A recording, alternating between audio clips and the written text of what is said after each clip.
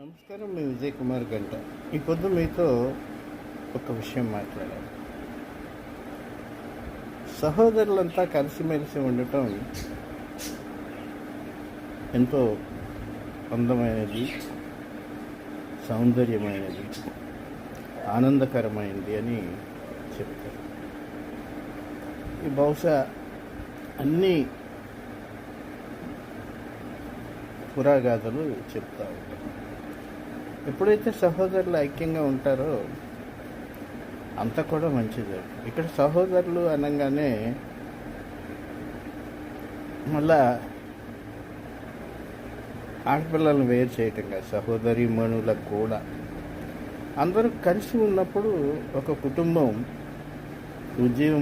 ఉజ్జీవింపబడుతుంది. అన్నిటికీ మించి బాధల్లో కూడా, ఇరుకుల్లో కూడా, ఇబ్బందుల్లో కూడా ఎంతో సంతోషంగా ఉండగలుగుతారు. ఇది కలిసిమెలిసి ఉండటంలో ఉన్నటువంటి జీవనంలో మాధుర్యం.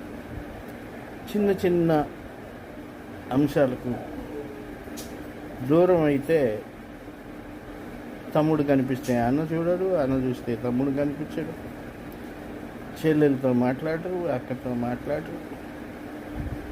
చిన్న చిన్న విషయాలకే. దీనికి ఎవరినో అంటాం కాదు,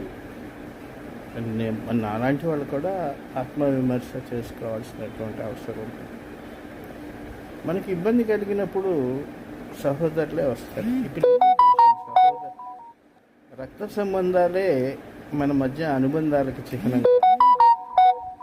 స్నేహితులు కూడా సహోదరులే.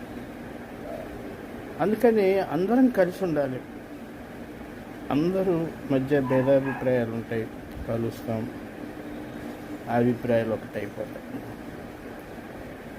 చెయ్యి పట్టుకుని నడిస్తే, అడుగులు అడుగు వేసి నడిస్తే ఆ తిండి వేరబ్బా.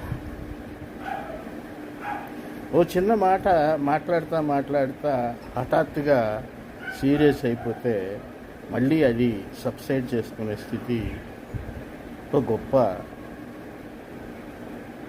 స్కిల్ అబ్బా. కానీ దాన్నే ఘోరంతో ఎవరి మాటలో విని చేసుకోకూడదు. స్నేహితులంతా కలిసి ఉన్నప్పుడే ఏదైనా జరుగుతుంది. అంతా కలిసి ఉండాలి. స్నేహమేరా జీవితం, లేదా అన్నయ్య కన్నా మిన్న, ఇలాంటి పాటలు కాదు.